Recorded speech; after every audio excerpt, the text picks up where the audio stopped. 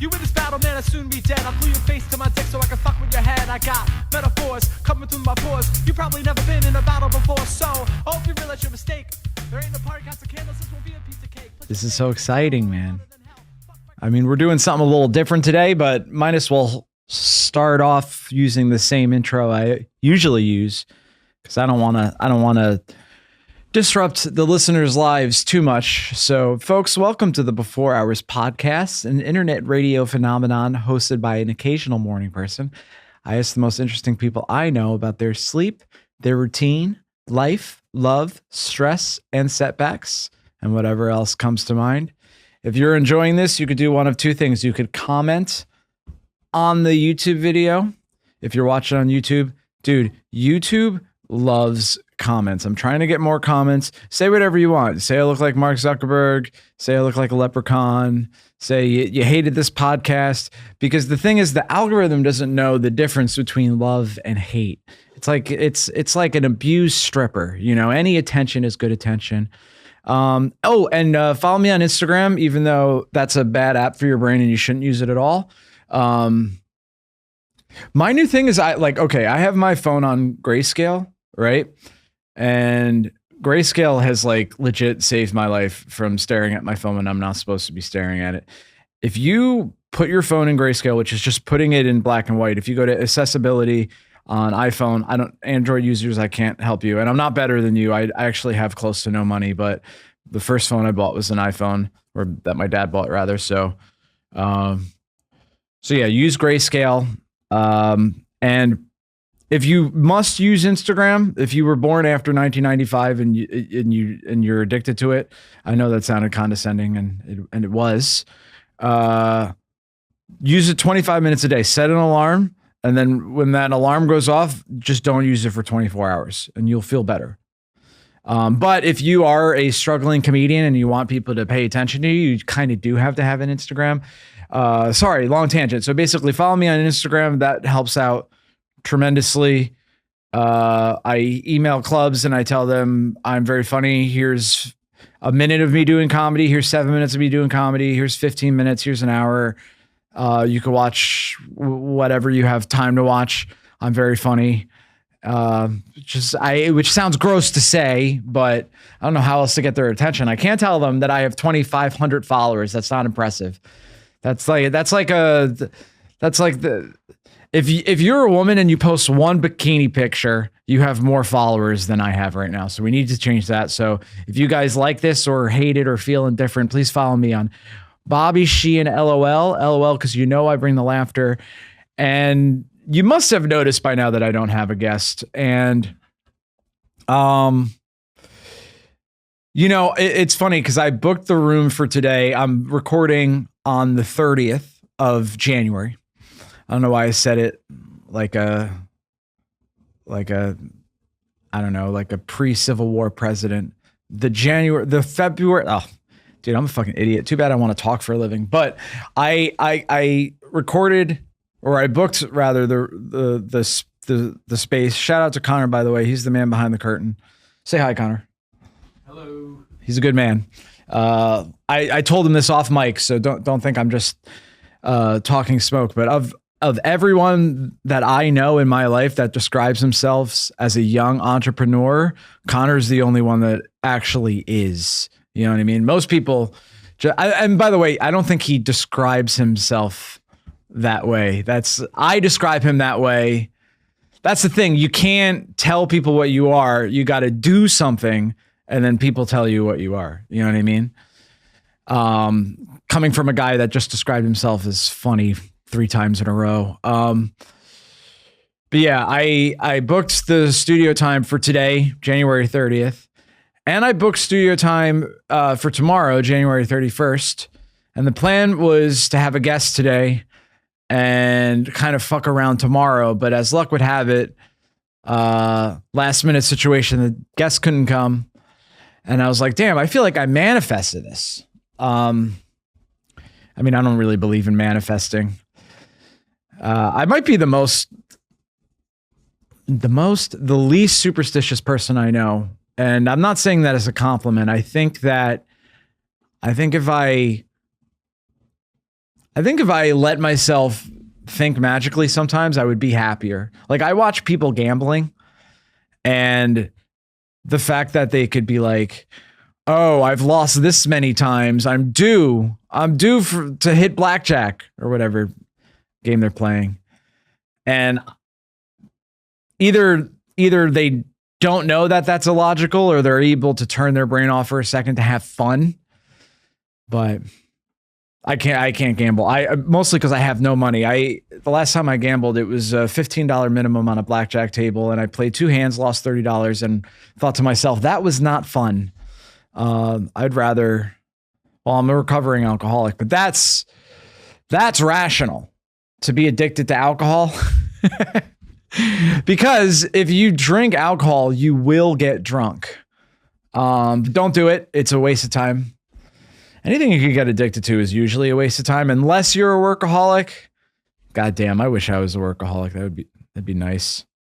You know, this is the first piece of work I'm doing today, and it's at 3 p.m. in the afternoon. 3 p.m. in the afternoon. That's like saying ATM machine. I don't know what's on my mind. I was at the gym today, having a weird time.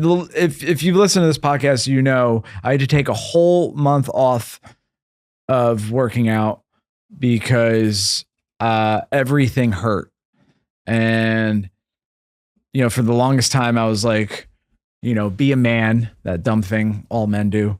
I was like, you're going to be a man and you're going to push through it. And then I was like, well, if I get hurt, that's even less time that I spend at the gym. So I took the entire month of December off, which is very funny that my first day back was January 1st, but I'm back to it. And I started with a deload day, which is for me is just lifting. Instead of doing 3 sets of 12, I do 3 sets of 8.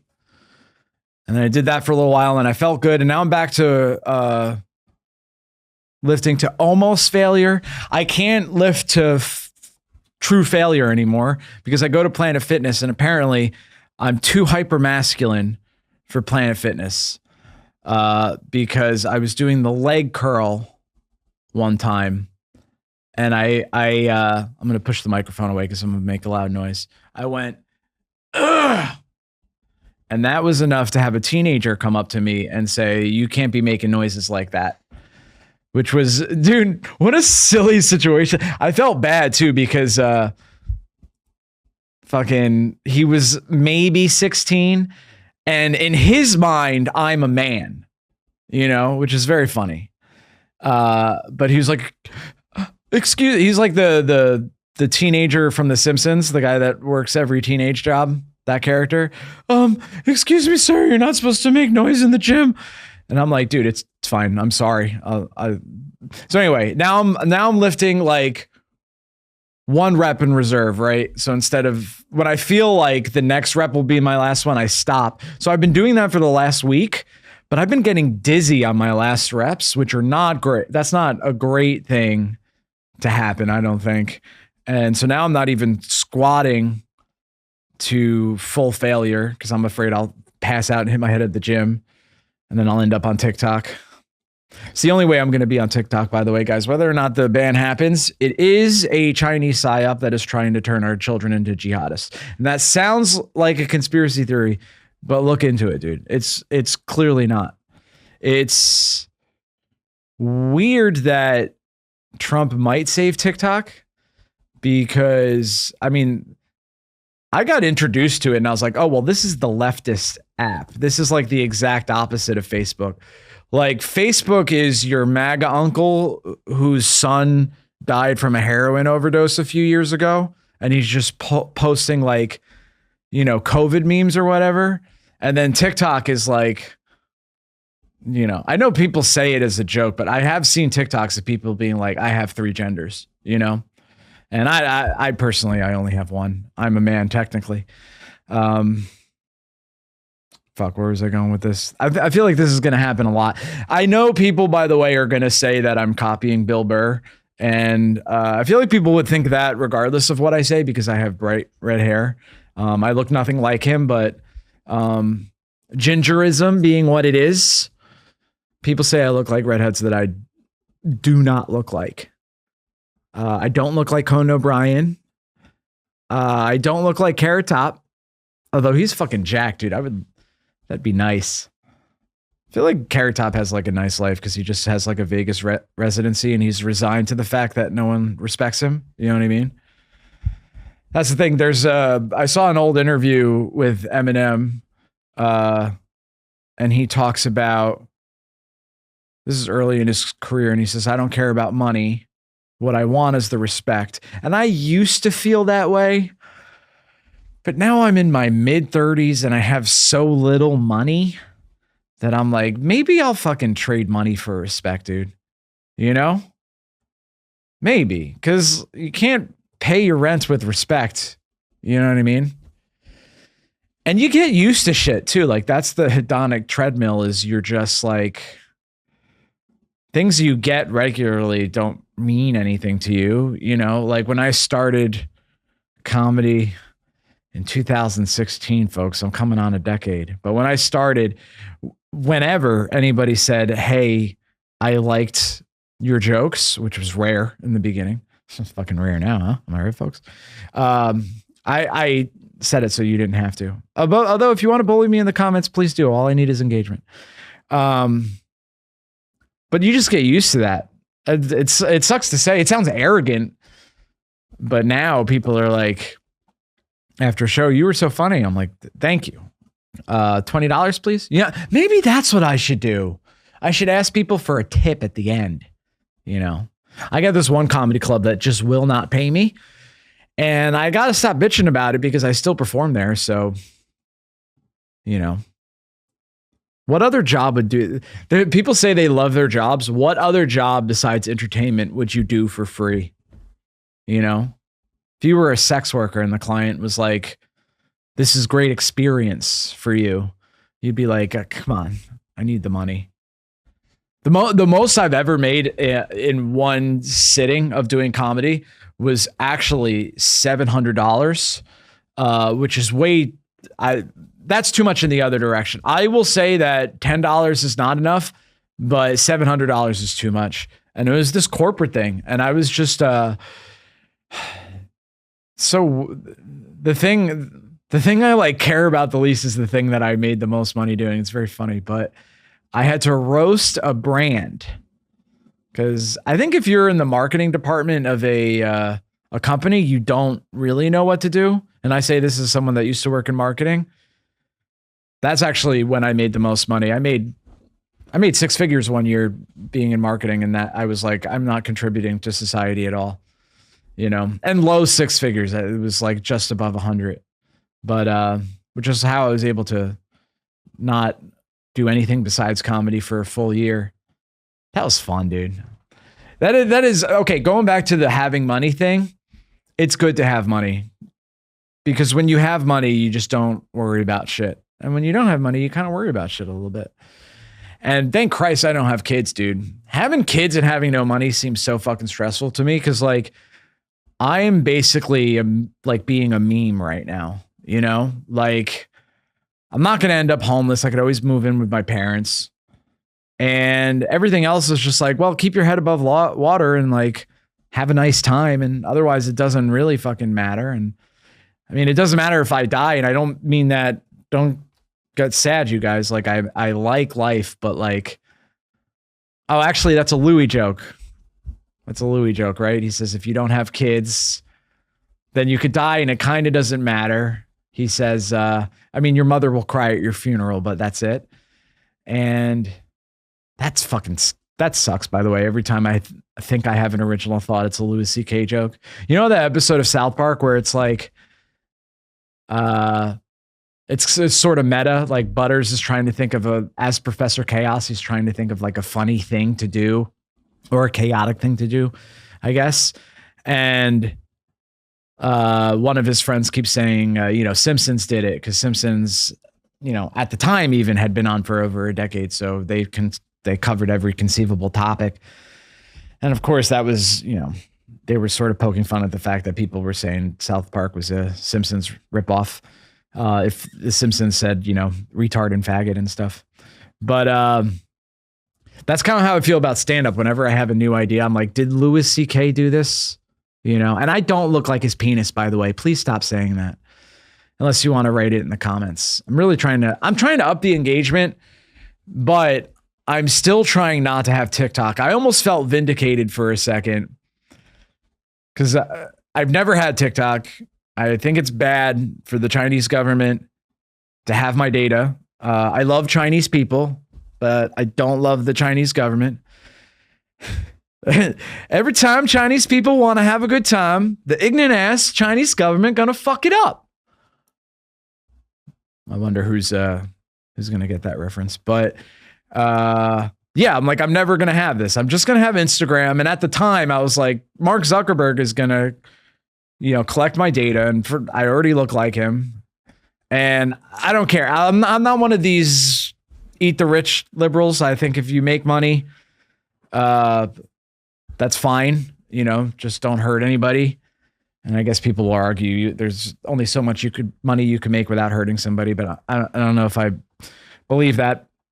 But then again, I'm a person that doesn't know anything about economics. But yeah, now Mark Zuckerberg is like kind of evil, I think. I mean, fucking to be behind Trump during his inauguration makes you a douchebag. And I know I'm on a podcast, so I'm supposed to love Trump, but I actually don't like him. Here's what's bothering me lately is that if you want to be marketable as a comedian, you either have to be a January 6th wasn't a big deal comedian, and I don't feel that way, or you have to be an October 7th wasn't a big deal comedian. I don't feel that way either. You could think neither was a big deal and, kind of scoop up a libertarian fan base. But I personally think both were bad. So I don't know where that leaves me. How many centrists listen to podcasts? It doesn't really lend itself to, it's not a median where, I don't know. I was listening to Sam Harris on Freakonomics before I came here, and that was very cool. He was talking about lying. I really think he has a point that it's just never good to lie. Like, you should never lie. And I think outside of my day job, where I sort of have to at least embellish to make money, I don't lie. I'm trying to think the last time I lied. I don't know. Connor, I was going to ask you when the last time you lied was, but that might be bad for your business. Do you remember the last thing you lied about that you're willing to admit publicly? Yeah, give me 1 second, Bobby. I gotta get my mic queued up. He's getting his mic queued up. See, he thought, and rightfully so, he's been blabbing for 27 minutes. He seems to be able to. Testing 1, 2, 3. Mic check testing. 1, 2. Who would have knew? All right. The last time I lied. I mean, what? Like bold-faced lied? Yeah, see, that's the thing. I was thinking I think that I usually lie when someone has offended me in some way, but it's not worth getting into. I kind of lean towards agreeableness. So I think like if my thing is, I hate when people are late, which fucking Connor has experienced me handling people being late all the time. And they're like, oh, I'm sorry, I'm late. And I'm like, it's not a big deal. It sort of is a big deal, but that's not a place to start a conversation. You know what I mean? So I guess, yeah, that's the last time I lied, when someone was late and I said it wasn't a big deal, but I was actually annoyed by it. Yeah, I feel like that's usually, if I think about, I don't bold-face lie, I'm not trying to do that to people. Mm-hmm. But I feel like if I stretch the truth, do something to protect other people's feelings, I can probably find some examples. Stuff with like roommates when there's conflict or something. Oh, Jesus Christ. I have I have so many roommate stories. I had an ex-roommate. Thank you, Connor, by the way. Ladies and gentlemen, Connor. Appreciate it. That's By the way, I couldn't do a podcast without him. I know it's like, well, you just turn on the camera. I would find a way to fuck it up. I would find a way, I think. But yeah, I've definitely lied to roommates before. My one roommate, he was great guy, really handsome. He might be the most handsome person I've not seen, because I live in New York where fucking beautiful people migrate. But he was like the most handsome man in my life that I talked to regularly, and he was a great guy, and we had great conversations. Craigslist situation. It was the first time. It was actually before I even lived in New York. I lived in Weehawken, New Jersey, which is right near the Lincoln Tunnel, so it's commutable to the city. But he was a cool guy. My only complaint is he would shit in the toilet, and then that's the end of his actions, which I think is fucking ugh. And he was a big guy too. And this was a regular occurrence to me, is I would walk into the bathroom in the morning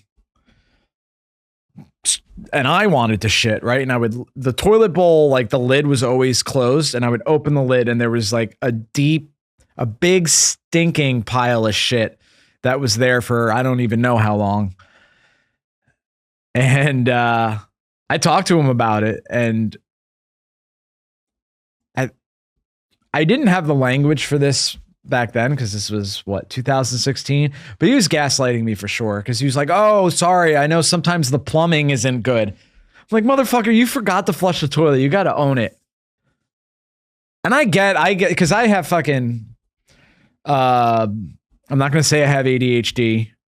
I wouldn't be surprised if I do, but I don't believe in self-diagnosing, and I have Medicaid, so I don't believe in regular diagnosing right now. But I could like vibe with, you take a shit, you're on your phone, you're thinking about whatever, you're thinking about all the mistakes you made, like the relationships you fucked up and how everyone's mad at you. I get that. But if it happened to me once, if my roommate was like, hey, you shit in the toilet and then didn't flush it, I would be so mortified that for at least the next 6 months, I think triple check. I might even go as far as to take a picture of the empty toilet to make sure I really did it, you know, that's actually literally OCD. Oh, we have Zach Vandergrift. He's on the podcast soon. He has OCD. Funny guy. He has a voice. I almost said a voice for radio, which would have been outdated and also an insult. He's very handsome, but he has like a recognizable voice, like a Mark Norman type voice where you're like, oh, I know who that is when you hear him talking. But yeah, that's my roommate nightmare story. Actually, my roommate nightmare story was the guy that broke into my apartment after he had moved out. And I got weird vibes from him immediately. Again, another Craigslist situation. And he was one of those,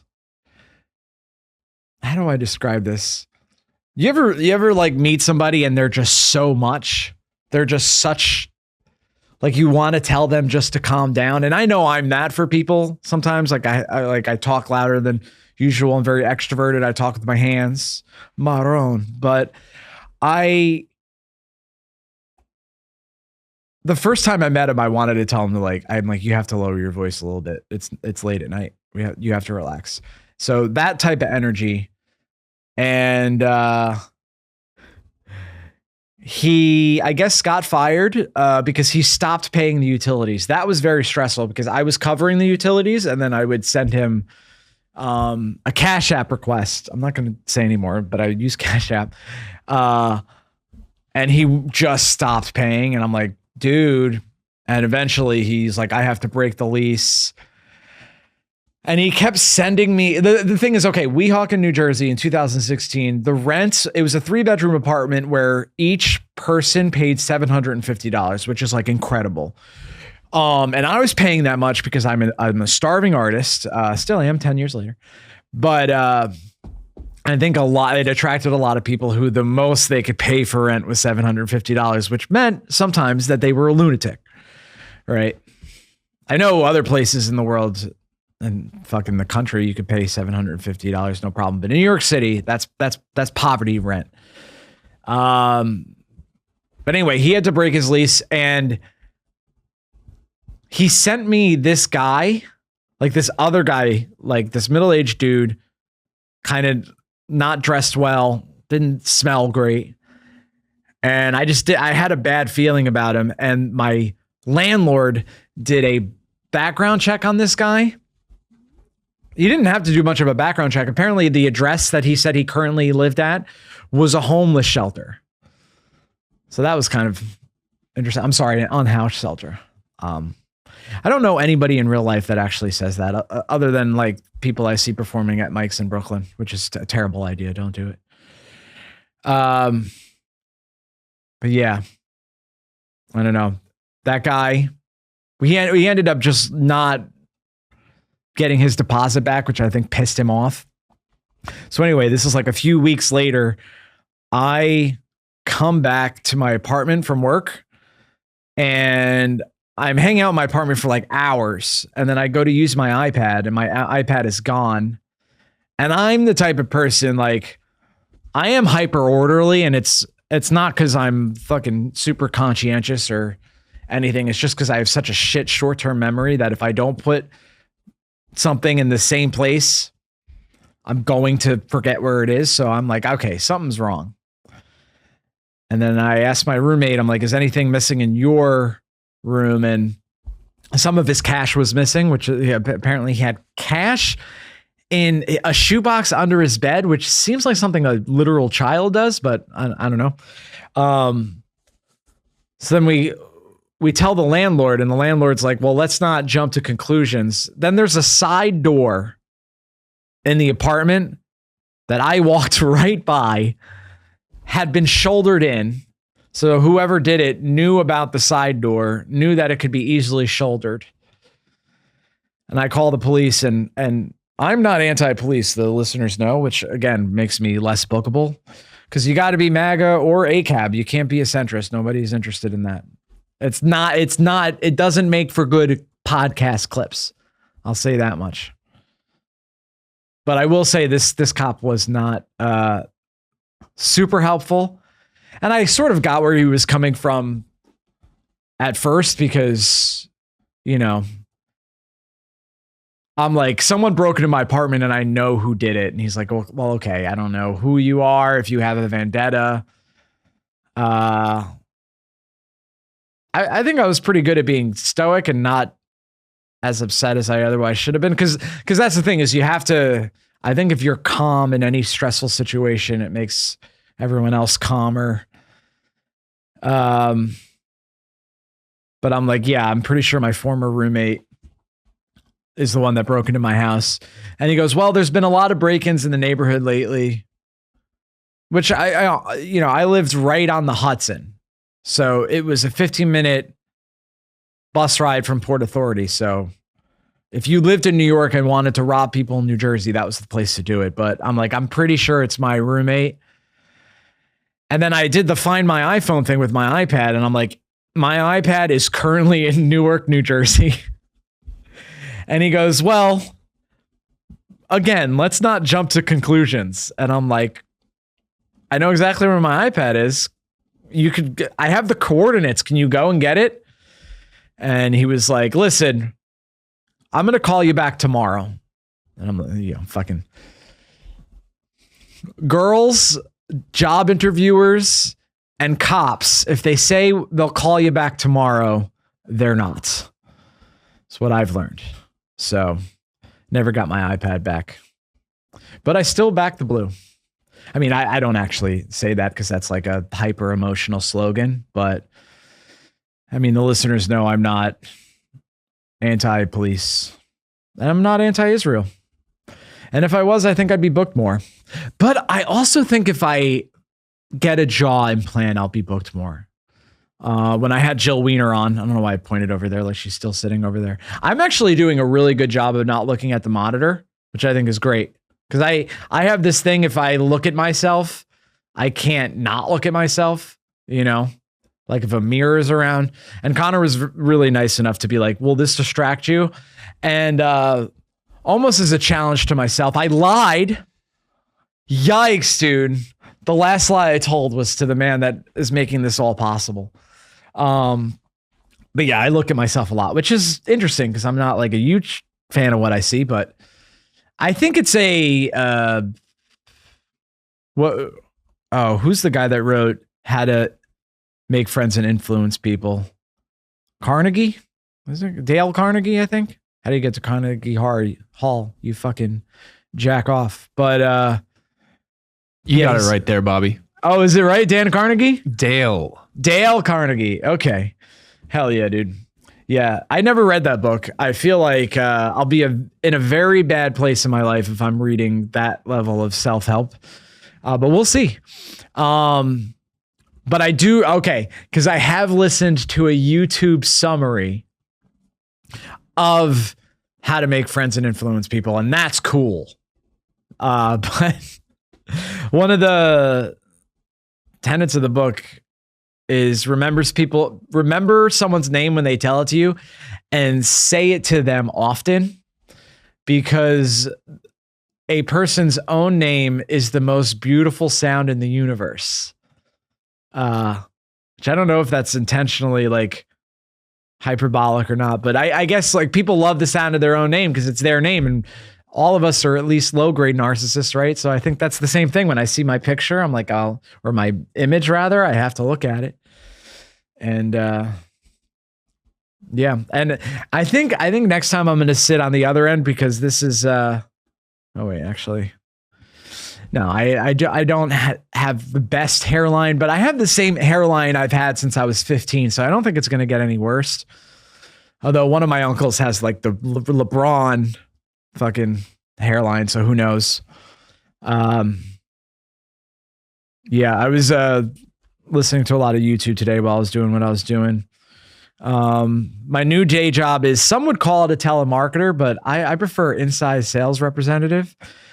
And dude, is it fucking, it's actually it's 90% of the time it's great because people don't pick up their phone anymore. So you're just fucking clicking and clicking and clicking. And I'm great at doing like the same motion over and over again. You know what I'm saying? That's a visual bit, guys. If you're not watching on YouTube, you're going to want to do that. But if you're listening on Spotify or Apple or Amazon Music, it's all owned by the same people, I think. But yeah, so you got to listen to something while you're doing it, or otherwise you're going to drive yourself crazy. So I've been listening to a lot of YouTubers doing summaries of my favorite shows. And funny enough, I'm recording on January 30th today, and I was listening to Breaking Bad, the summary, right? And it's this guy, I think it's Slipmaker, I want to say. I'll write in the description who he is, because he deserves credit. And he gave me an hour and a half of entertainment, which hopefully I'm doing the same for you. Although it's going to be 55 minutes, I think. But he covers Breaking Bad, and a contentious part of the series, spoilers for Breaking Bad and Better Call Saul, for the rest of the podcast and for every podcast I do, because I love those shows. So, although I got the fucking ending of Sopranos spoiled for me by listening to Jim and Sam in 2020, but that's on me. That show had been around for over a decade at that point. But a controversial part of Breaking Bad was Connor, have you seen it? No, I haven't, but I know part of it was filmed in New Hampshire at one point. Oh, because you're from New Hampshire. Yes, sir. Well, I don't even want to say what I want to say, because like, no, it's been out long enough. I know that. Okay, there actually, you know what I could do, and this actually isn't a spoiler. It's like a very tiny spoiler. There is a plane collision in Breaking Bad, and obviously that's relevant today because I just found out about it an hour ago. And I don't care what Trump has to say about it. I mean, he is the president, so I have to listen to what he has to say, I guess. But It is fucking annoying that he's president, and for a few reasons. One, whatever he says in the aftermath of this incident, I'm like, I don't know if that's true. I don't know if he's been briefed on something. I don't know if he read the briefing. You know, it's the same thing like when COVID was happening. Like I was at my old job in late February, early March of 2020, and my coworker says Trump just declared a state of emergency, and my first thought was, well, is there a state of emergency then? You know, because I don't agree with everything, you know, Obama or George W. Bush did, but if they declared a state of emergency, I'd be like, well, okay, it is time to listen to the adults in the room. But there's no adults in the room right now, or at least there's less of them. And that's the main reason. I mean, we elected a guy that wouldn't concede to a peaceful transfer of power, which apparently is not a big deal to fucking half the country anymore. And then the other half are going to be annoying comedy audiences. That's the thing. That's the shift right for comedians, is that anybody that started at or after 2016, which is when I started, has had this experience.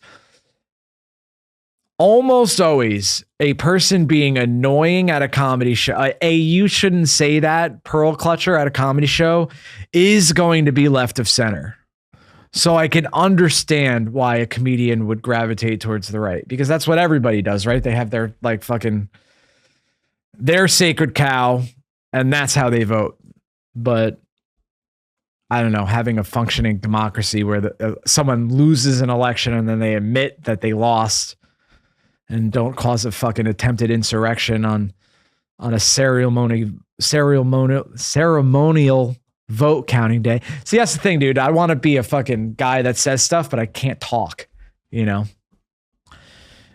which is stressful and sad. I've been saying that whenever I get like, I think I got it from my girlfriend, actually. I think she, you know, you spend time with somebody and you just mimic their mannerisms. And I think whenever there's a fucking sad thing that her and I say, we just end it with sad. And if you do a bit when you feel sad, it's a little better, I think. I don't know. I've always been. That's another Louis thing, actually. I remember in the beginning of COVID, Louis C.K. wrote an email about his new special, I think. What great timing, right? But he said there's two types of people, right? There's people that when something bad's happening, they give that bad thing the seriousness that it deserves, right? The too soon people, right? They're like, we're in mourning for this thing, and now's not the time for jokes. And then the other way to be is the way that I am, which is like, we got to make jokes immediately, you know? And I think that's an Irish Catholic thing a little bit. I remember, I don't know if everyone listening will have watched The Whitest Kids You Know, one of the best sketch comedy shows ever invented. In fact, I'm so glad I'm sober, dude, because apparently, Trevor Moore, the fucking genius behind The Whitest Kid You Know, this is how he went out. He got drunk and fell off a balcony. And that just fucking, I think about that sometimes, like the amount of times I probably almost died and how embarrassing that would be just to die. No disrespect to him. I'm sorry. That's shitty. And I hope people in his life aren't listening. Otherwise, I'm sorry, but I would just, I don't know. I'm lucky and glad to be alive is what I'm saying. Yeah, I like life, even though I'm being sort of a Debbie Downer during this. How fun is that, dude? I was like, I'm going to talk for an hour, and then almost acted like a Rorschach test. You know, when I'm talking with another person, I could be, you know, I mean, this is what the inside of my mind sounds like. So I'm glad you guys could take a listen to it. If anyone is still listening, I have no idea, but it'll be interesting to see the analytics on this one. But there's a Whitest Kids You Know sketch where Trevor Moore, the guy I was talking about, he plays a young kid and he finds out that his parents are dead and he is elated because now he could do all of the things that he couldn't do when his parents were alive. So it's a bunch of cutscenes. He's hitting a building with a hammer. He's taking malt liquor and chocolate syrup and mixing them together and drinking them, which sounds disgusting, but as an alcoholic, I probably would have tried it. And my dad loved that bit when I showed it to him. And that was an inside joke between us, is like, my parents are dead. My parents are dead. And my parents are alive. But my dad's parents died because they were old, as old people do. And there was a pause at my grandmother's funeral. Like they brought the casket to the altar. And I don't know if you've been to a Catholic mass before, but they bring it up to music, which seems a bit macabre, but whatever. And then the music stops. And then there's like a few seconds between the music stopping and the priest talking. And during that silence, my dad whispers to me. And by the way, my dad can't whisper. He doesn't know how. This is how I describe my dad whispering. Is when you're watching a play and the two characters in the play have to whisper to themselves. But obviously they can't literally whisper because then the audience wouldn't be able to hear them. So they just change their voice. They're speaking at the same volume, but they have a hushness to their voice. That's what my dad thinks actual whispering is like. So anyway, he grandmother's casket at the altar, there's silence. He whispers to me, "Hey, Bob, my parents are dead." I'm like, Jesus Christ, man. And, they were, so it was perfect. So anyway, I'd probably get it from him. My family and I were like, if something bad happened, let's joke about it right away, And that was the point Louis was making in his email. It's like, hey, when something bad happens, there's one group of people that's like, let's not joke about this. And then there's another group of people and they want to joke about it immediately.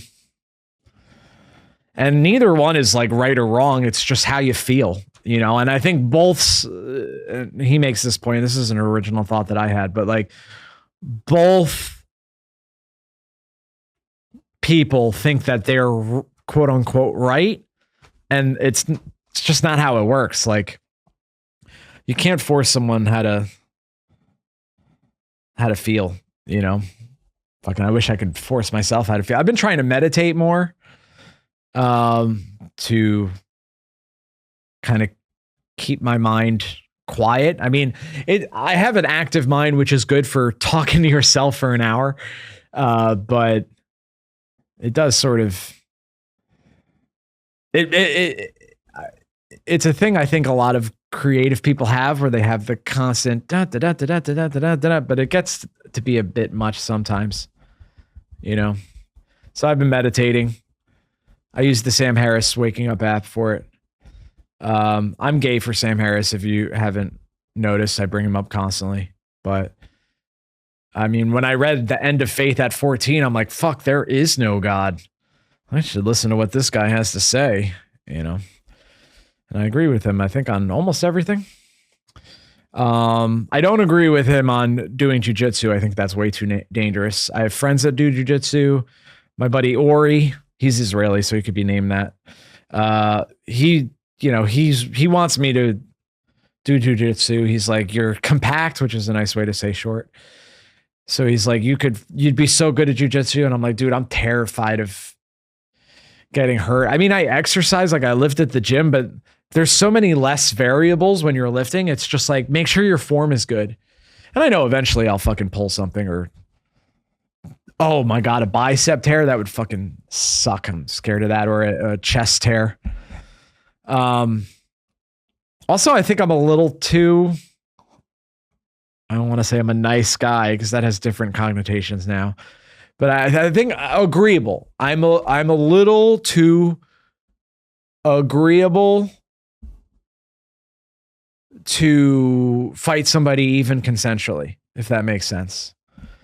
Like I did Taekwondo when I was a child. I got my black belt at 9, so I could probably fucking beat up other 9-year-olds. If you're 9 years old, you shouldn't be listening to this, but if you are, you could fucking catch these hands. And I was sparred with another 9-year-old, and I accidentally hit him in the face, and I was like racked with guilt. And you know, I participated in bar fights as a fucking drunk idiot, but that's a different. The monkey dance, as Rory Miller calls it. I've read this book a couple of times. It's one of the few books I've read a couple of times because it's a self-defense book.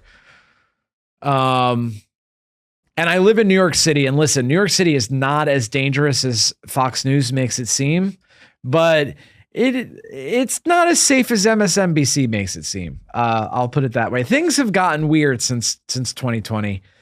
We're at a record low in crime in New York City, but we haven't gotten to pre-COVID levels since COVID happened. And so that's something to keep in mind. Anyway, I think about self-defense. I carry, should I admit to a crime? I don't know. I keep myself safe on the subway is what I'm saying. I'm prepared for if shit goes down in the subway is how I'll put it. That's fucking. I carry pepper spray on the subway. All right. That makes, which is probably, I'm almost certain is illegal, but the way I was saying it made it sound like I had a fucking gun, which, you know, I'm not going to carry a gun on the subway. I'm not going to be the next Bernie Getz. Though I will say if Daniel Penny had, if he carried pepper spray, that whole situation would have been avoided, but men don't want to carry pepper spray because, some people think it's gay, and I would agree with them, but sometimes you got to be gay to be safe. But yeah, the Rory Miller book, it's called, I think it's called Facing Violence. It's really good. And he breaks down violence in a couple of different ways because there's different types of violence. There's resource predators and then there's process predators. So the resource predators, they want something from you, usually money, right? So someone that mugs you and just wants your wallet, they're a resource predator because the only reason they're doing the predation is for a resource. And then a process predator is just doing it for the love of the game. So that's your murderers, your rapists, your knockout game participants. I think that might have just been a moral panic. That wasn't a real thing that actually ever happened. But one form of violence, he calls it the monkey dance, and it only happens between men. You never see two women do this. The monkey dance is basically this: two guys at a bar, one guy goes, "What are you looking at?" And the other guy goes, "Nothing much." The other guy goes, "What did you say to me? Do you have a problem?" And he says, "Yeah, I do have a problem. It's you, asshole." And then the one guy pushes the other guy. It's usually a push on the chest, right? And then the other guy responds with a big swooping punch, which is the most ineffective way to punch somebody, is to do fucking this shit, right? But of course, the point isn't to defend yourself. It's you're competing in a status game, which women don't care about. I mean, maybe some of them do, but if you're with a woman that cares about that, you maybe should just not be with them because that's going to lead to problems. I think if you're a guy and you're with your girlfriend at a bar and some guy is being weird, if you remove yourself to the situation, she'll think, "Thank goodness I'm with an adult." And if she gets the ick from that, then fucking, I don't know, fellas, are you ready to die for pussy? I guess that's what the 9/11 hijackers did, but that's a little different.